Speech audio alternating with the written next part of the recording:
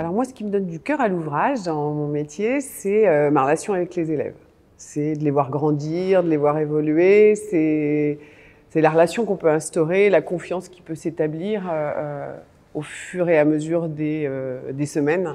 Et ce qui est aussi très enrichissant, c'est que tous les jours, on est obligé de se réinventer, de trouver de nouveaux moyens de faire passer du contenu, du savoir-être, pour pouvoir les intéresser, parce que ce sont des élèves tellement, tellement abîmés, qui ont tellement un manque d'estime d'eux-mêmes qu'il faut leur donner confiance pour faire en sorte qu'ils essayent de rebondir dans la vie.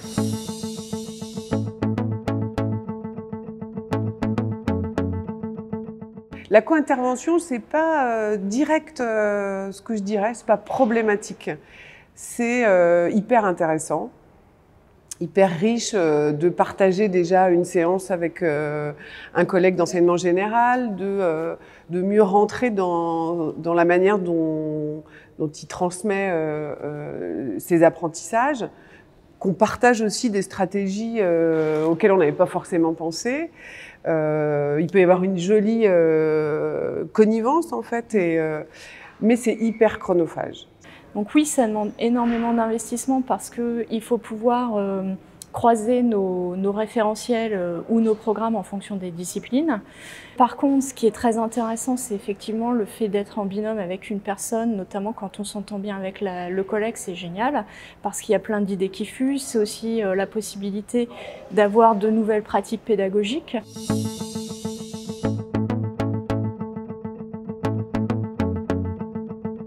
Une des revendications premières que l'on peut faire, c'est de donner du temps aux équipes, de donner par exemple des heures de chaire comme ça peut se faire dans certaines disciplines, notamment en BTS, pour pouvoir travailler et construire ce co-enseignement à plusieurs. Et puis, avoir du temps pour mieux articuler, donner plus de sens à des dispositifs comme la paix, le chef-d'œuvre.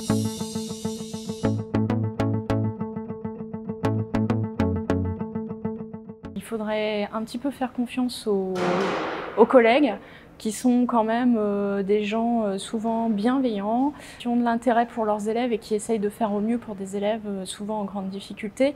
Et il faudra arrêter de nous mettre toute cette pression dont on a parlé tout à l'heure, la course aux échéances, etc.